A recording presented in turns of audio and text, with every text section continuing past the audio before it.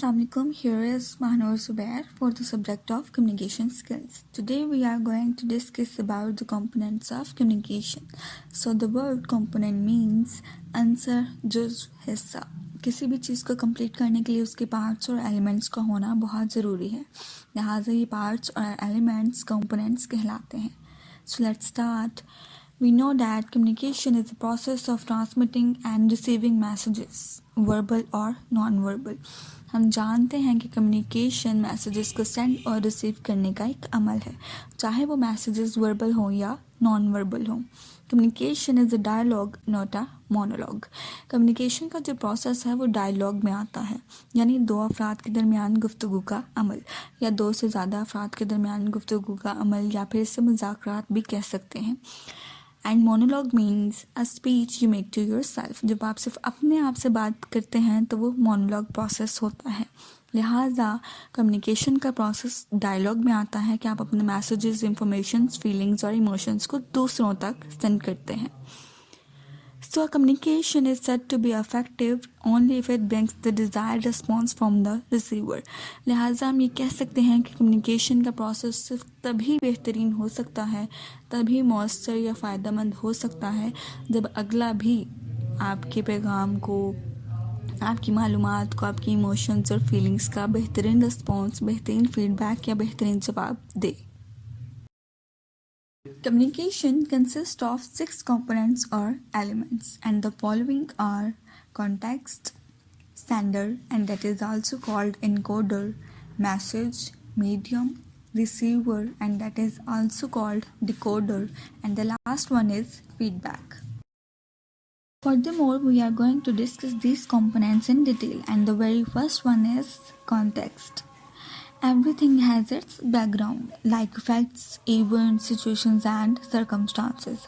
हर चीज़ के पीछे, हर बात के पीछे उसका एक बैकग्राउंड होता है, यानी हालात, वाक़यात या माहौल होता है जिसकी बिना पर कोई ना कोई बात या मालूमात वजूद में आती है. Every message, oral or written, begins with context. हर पैगाम, चाहे वह ज़ुबानी बोल कर दिया जा रहा हो या लिख कर दिया जा रहा हो, उसकी शुरुआत भी कॉन्टेक्स्ट से होती है, यानी किसी न किसी सिचुएशन, इवेंट, फैक्ट्स के बैकग्राउंड से होती है. Context is very broad field that consist different aspects. Context communication की बहुत वसी फील्ड है जिसके बहुत सारे पहलू निकलते हैं. One aspect is country, culture and organisation, और उसका एक पहलू कंट्री है, कल्चर है और ऑर्गेनाइजेशन है कि हर मुल्क के अपने कल्चर है, अपना ट्रेडिशन है, अपने रिचुअल्स हैं और वो उसी के मुताबिक अपनी ज़िंदगी गुजारते हैं, और हर ऑर्गेनाइजेशन अपने रूल्स और रेगुलेशंस के मुताबिक रहती है. Every organisation, culture and country communicate information in their own way. लिहाजा हर मुल्क अपने कल्चर के मुताबिक और हर ऑर्गेनाइजेशन अपने रूल्स और रेगुलेशंस के मुताबिक एक दूसरे से अपनी मालूमात को कन्वे करते हैं. Another aspect of context is external stimulus. और दूसरा पहलू ये है कंटेक्स्ट का, एक्सटर्नल स्टिमुलस मतलब बैरूनी मालूमात, बाहरी सिचुएशंस की मालूमात. The sources of external stimulus includes meeting, letter, memorandum, telephone call, fax note, email and even a casual conversation. External stimulus मतलब बैरूनी मालूमात में कौन से ज़राए शामिल हैं कि आप बाहर लोगों के साथ मीटिंग्स कर रहे हैं, आप बाहर लोगों को out of the country, out of the city और आउट ऑफ द ऑर्गेनाइजेशन आप लोगों को लेटर्स, मेमोरेंडम सेंड कर रहे हैं या टेलीफोन कॉल्स कर रहे हैं या फैक्स या नोट सेंड कर रहे हैं, या फिर आप बाहर लोगों के साथ, अपनी ऑर्गेनाइजेशन के बाहर या दूसरे मुल्क के लोगों के साथ नॉर्मल कन्वर्सेशन कर रहे हैं. This external stimuli motivates you to respond and this response may be oral or written. और ये एक्सटर्नल स्टिमुलस, बैरूनी मालूमात आपको मोटिवेट करती है कि आप भी लोगों को उन्हीं के जैसा रिस्पॉन्स दें, चाहे वो ओरल हो या रिटन हो. Internal stimuli is another aspect of communication. Internal, अंदरूनी मालूमात भी कम्युनिकेशन का एक पहलू है. Internal stimuli includes your opinion, attitude, likes, dislikes, emotions, experience, education, and confidence. These all have multifaceted influence on the way you communicate your ideas. Internal अंदरूनी stimuli, अंदरूनी मालूमात में क्या चीज़ें शामिल हैं कि आप अपनी राय दे रहे हैं, आपका अपना एटीट्यूड कैसा है, आपको कौन सी चीज़ें पसंद हैं, कौन सी नापसंद हैं, आपके इमोशंस, आपके जज्बात, आप कितना पढ़े लिखे हैं या आपके अंदर कितना कॉन्फिडेंस है।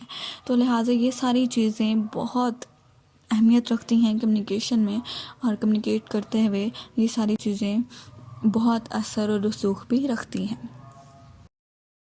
And the second component is sender, and it is also called encoder. Encoder is the person who sends message. Encoder वो शख्स है जो messages को भेजता है. In oral communication, the encoder is speaker. अगर हम oral communication की बात करें, ज़ुबानी बोलचाल की बात करें, तो बोलने वाला encoder कहलाएगा. And in written communication writer is the encoder. और अगर हम रिटन कम्युनिकेशन की बात करें तो लिख कर अपने मैसेजेस को सेंड करने वाला encoder कहलाएगा. An encoder uses combination of symbols, words, graphs and pictures understandable by the receiver. encoder जो है भेजने वाला अपने मैसेजेस को सिम्बल्स, वर्ड्स, ग्राफ्स और पिक्चर्स की मदद से अगले को भेजता है. यानी उसमें वो तस्वीर, अल्फाज और ग्राफ्स का इस्तेमाल, साइंस और सिम्बल्स का इस्तेमाल भी करता है to best convey his message in order to achieve his desired response. और एनकोडर भेजने वाला अपने पैगामात में सिम्बल्स, वर्ड्स, ग्राफ्स और पिक्चर्स का इस्तेमाल इसलिए करता है ताकि रिसीव करने वाले को उसके पैगाम या उसके मैसेजेस को अच्छी तरह से उसकी समझ आ जाए और रिसीव करने वाला बाद में उसको उसी तरह से बेहतरीन फीडबैक, बेहतरीन रिस्पॉन्स भी दे सके. Message is another component of communication. Message is the information that is exchanged between sender and receiver. Messages वो मालूमात हैं जो सेंडर और रिसीवर के दरमियान शेयर होती हैं या जिनका तबादला एक दूसरे से वो करते हैं. The first task is to decide what you want to communicate. सबसे पहला टास्क ये है कि आप ये फैसला करें कि आप क्या कम्युनिकेट करना चाह रहे हैं, क्या मैसेज कन्वे करना चाह रहे हैं. And what would be the content of your message, और आपके मैसेज का मटेरियल या मवाद क्या होगा. What are the main points of your message, आपके मैसेजेस के अहम तरीन नुकात क्या होंगे.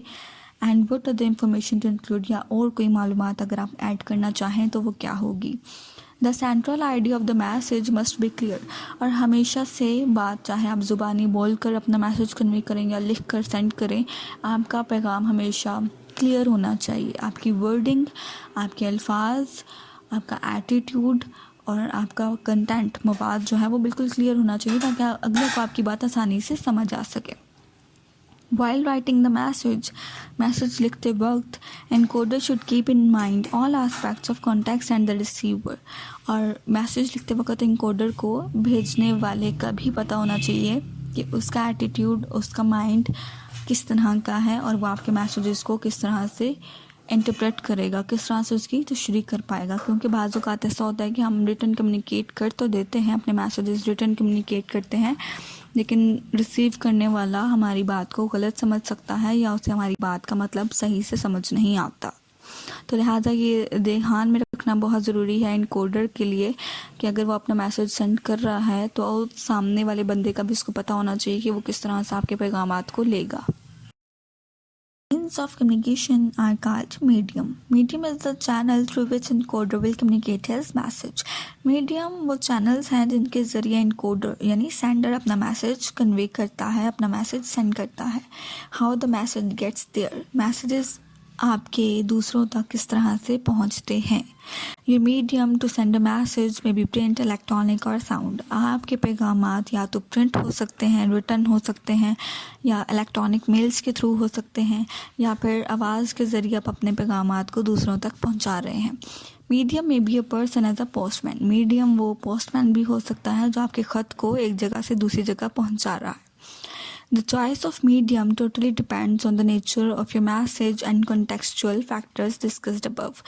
आप किस ज़रिए से अपने मैसेजेस को कन्वे करना चाह रहे हैं ये डिपेंड करता है सिचुएशंस पर, इवेंट्स पर. कि अगर आप लेटर के थ्रू इजीली कन्वे करना चाह रहे हैं और बाय रिटन और बाय पोस्टमैन आप कर रहे हैं तो डिपेंड करता है. और अगर आप बहुत जल्दी अपना मैसेज कन्वे करना चाह रहे हैं तो आप फ़ोन कॉल कर सकते हैं या सिंपली अ टेक्स्ट मैसेज कर सकते हैं। Choice of medium is also influenced by the relationship between the sender and receiver. अब किस ज़रिए से आप अपने मैसेजेस को दूसरों तक पहुंचा रहे हैं, ये डिपेंड करता है कि आपका सामने वाले से या जो आप भेज रहे हैं मैसेजेस को, जिस शख्स को भेज रहे हैं उसके साथ आपका ताल्लुकात किस तरह के हैं। Even he is your boss, he is your teacher, he is your best friend, he is your family member. So depend करता है कि आप किस बंदे को क्या मैसेज भेज रहे हैं, तो उसी लिहाज से आप अपना मीडियम चूज़ करते हैं। अगर आप सेंडर हैं और रिसीवर आपके बॉस, टीचर या कोलीग्स हैं तो सिंपली आप उन्हें ईमेल करते हैं या लेटर सेंड कर देते हैं। लेकिन अगर आप आपके बेस्ट फ्रेंड्स हैं, फैमिली मेम्बर्स हैं, तो सिंपली आप एक टेक्स्ट मैसेज और फ़ोन कॉल कर सकते हैं। तो लिहाजा मीडियम की चॉइस डिपेंड करती है कि आपका रिसीवर के साथ ताल्लुक़ किस तरह का है। The oral medium to convey your message is effective when your message is urgent, personal or when immediate feedback is desired. Oral medium का इस्तेमाल तब किया जाता है, यानी ओरल मीडियम के थ्रू बोल कर, आवाज़ के ज़रिए या फ़ोन कॉल्स के ज़रिए, वॉइस नोट्स के ज़रिए अपने मैसेजेस को तब कन्वे किया जाता है जब आपको फ़ौरी फीडबैक चाहिए हो या फ़ौरी रिप्लाई चाहिए हो या आपके मैसेजेस आप फ़ौरन कन्वे करना चाह रहे हों, तो ओरल मीडियम का इस्तेमाल तब किया जाता है। While when your message is lengthy, technical and needs to be documented, then written medium should be preferred, that is formal in nature. अगर हम रिटन कम्युनिकेट करना चाह रहे हैं, अगर हमारे डॉक्यूमेंट्स हैं, टेक्निकल लेटर्स हैं, anything else that is formal, तो फिर हम रिटन कम्युनिकेशन को ज़्यादा प्रेफर करते हैं। These guidelines may change while communicating internationally, where complex situations are dealt orally and communicated in written later on. चूँकि हर जगह की अपनी गाइडलाइंस हैं, सब लोग अपने मुल्क में, अपने शहर में अपने अपने तौर तरीक़ों से रहते हैं, तो हमें उन्हीं गाइडलाइंस को फॉलो करना पड़ता है। अगर हम इंटरनेशनली कम्युनिकेट करना चाह रहे हैं कुछ, तो फिर रिटन कम्युनिकेशन ज़्यादा प्रेफर की जाती है कि आप इंटरनेशनली अगर अपना कोई मैसेज, कोई इन्फॉर्मेशन कन्वे करना चाह रहे हैं, तो ओरल कम्युनिकेशन की बजाय रिटन कम्युनिकेशन ज़्यादा बेहतर रह सकती है। And the other one is receiver, and that is also called decoder. The person to whom the message is being sent is called receiver, decoder. वो बंदा, वो शख्स जिससे मैसेजेस आपके रिसीव हो रहे हैं, जिससे आपके पैगामात मौसूल हो रहे हैं, वो रिसीवर या डिकोडर कहलाता है। रिसीवर में बी अ लिसनर, रिसीवर या तो सुनने वाला भी हो सकता है। अगर आप फेस टू फेस डिस्कशंस कर रहे हैं और आपके सामने बैठा बंदा आपकी बात को सुन रहा है, तो वो आपकी इंफॉर्मेशन, आपके मैसेजेस को रिसीव कर रहा है। और a reader depending on the choice of medium by sender to transmit the message, या फिर पढ़ने वाला भी रिसीवर हो सकता है। अब ये डिपेंड करता है कि सेंडर किस मीडियम के थ्रू अपने मैसेजेस को भेज रहा है। रिटन कम्युनिकेट कर रहा है तो लिखा हुआ पढ़ रहे हैं अगर आप, तो आप उस मैसेजेस को, इस इंफॉर्मेशन को रिसीव कर रहे हैं, तो आप रिसीवर कहलाएंगे। अगर आप फ़ोन कॉल्स के ज़रिए किसी की बात सुन रहे हैं तो भी आप रिसीवर कहलाएंगे। और अगर फेस टू फेस डिस्कशंस में भी सामने वाले की बात अगर आप सुन रहे हैं और उसकी इंफॉर्मेशन आप तक आ रही है, तो भी आप रिसीवर कहलाएंगे। Receiver is also influenced by the context, internal and external stimuli. और फिर ये है कि रिसीव करने वाला भी इन तीन चीज़ों पर असरअंदाज करता है। मतलब कॉन्टेक्स्ट क्या है कि आप किस तरह से, किस सिचुएशन, किस इवेंट, किस सर्कमस्टांसेस के तहत अगले से बात कर रहे हैं। इंटरनल एंड एक्सटर्नल स्टिमुली कि आपके इमोशंस, आपकी फीलिंग्स किस तरह की हैं। एंड एक्सटर्नल स्टिमुली कि अगर आप कोई कॉन्फ्रेंस कर रहे हैं, कोई क्लाइंट मीटिंग कर रहे हैं, तो ये डिपेंड करता है कि सामने वाला किस ताल्लुक़, किस रिलेशन के साथ आपके सामने बैठा है। Receiver is the person who interprets the message, so higher the chances are of miscommunication because of receiver's perception, opinion, attitude and personality. Receiver वो बंदा है जो आपके मैसेजेस की तशरीह करता है, मतलब उन्हें समझता है, उन्हें जानने की कोशिश करता है कि उसे किस तरह का मैसेज रिसीव हुआ है। So higher the chances are of miscommunication, लिहाजा बाज़-औक़ात ऐसा होता है कि हमारा पैगाम कुछ और होता है लेकिन अगले को समझ कुछ और आती है। तो ये डिपेंड करता है कि रिसीवर की सोच कैसी है, उसका एटीट्यूड, उसके ओपिनियंस या उसकी पर्सनैलिटी कैसी है। तो हमें उस लिहाज से ही, अगले बंदे के लिहाज से ही अपने मैसेजेस को कन्वे करना चाहिए। हर बंदा अलग सोच, अलग पर्सनैलिटी रखता है, अलग ओपिनियन रखता है, तो उस लिहाज से ही हमें अपने मैसेजेस को कन्वे करना चाहिए। तो लिहाजा कभी कभार मिसकंसेप्शन हो जाती है या मिसकम्युनिकेशन हो जाती है जस्ट बिकॉज के रिसीवर हमारे मैसेजेस को सही इंटरप्रेट नहीं कर पाते। There will be minor deviation in transmitting the exact idea only if your receiver is educated and have communication skills. और सबसे बेहतरीन ये है कि रिसीवर अगर पढ़ा लिखा है और कम्युनिकेशन स्किल्स को जानता है, उसमें महारत हासिल रखता है और उसे अच्छा कम्युनिकेट करना भी आता है, तो बेहतर है कि वो आपके मैसेजेस को बड़े अच्छे तरीके से समझ पाएगा, अंडरस्टैंड करेगा और आपको उसका बेहतरीन फीडबैक भी दे पाएगा। तो ये डिपेंड करता है कि रिसीवर सामने वाला कैसा है, जिसको आपकी इंफॉर्मेशन रिसीव होगी, पढ़ा लिखा है, जाहिल है, क्या है कि आपके मैसेजेस को वो समझेगा कि नहीं समझेगा। ये डिपेंड करता है रिसीवर की परसेप्शन, एटीट्यूड, ओपिनियन, पर्सनैलिटी पे। The last one is feedback. Response और reaction of the receiver to a message is called feedback. Receiver की तरफ से वापस आने वाला जवाब, उसका रिस्पॉन्स, किसी भी पैगाम, किसी भी इंफॉर्मेशन की रिएक्शन में आने वाला मैसेज फीडबैक कहलाता है। फीडबैक में भी रिटन और ओरल मैसेज, एन एक्शन और simply silence may also be are feedback to a message. Feedback यानी जवाब रिटन भी हो सकता है या ओरल भी हो सकता है। आपको एक टेक्स्ट मैसेज भी रिसीव हो सकता है या आपको फ़ोन कॉल भी रिसीव हो सकती है फीडबैक में, या फिर कोई हाथ के इशारे से, किसी एक्शन में, चेहरे के तासुरात से भी अपना फीडबैक दे सकता है आपकी बात के जवाब में।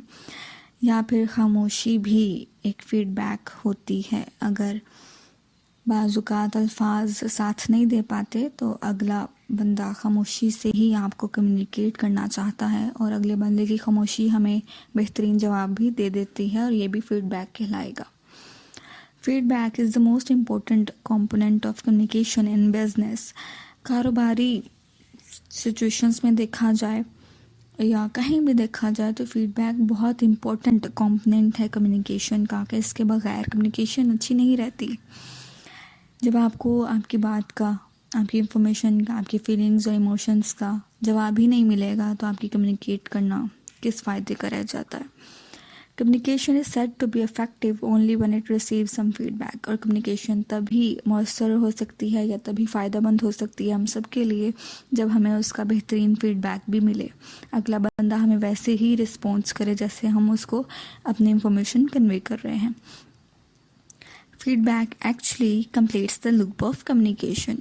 और आखिर हम ये कह सकते हैं कि फीडबैक ही है जो कम्युनिकेशन को बांधे रखता है, एक रस्सी की तरह मजबूती से बांधे रखता है। वो फीडबैक ही है कि हमें हमारी चीज़ों का, हमारे एहसास, जज्बात, ओपिनियंस, हमारे अल्फाज का, हमारे मैसेजेस, हमारे इन्फॉर्मेशन का अगला बंदा बेहतरीन रिस्पॉन्स दे, फीडबैक दे, तो भी कम्युनिकेशन बहुत इफ़ेक्टिव हो सकती है। इसके बगैर कम्युनिकेशन अधूरी रह जाती है।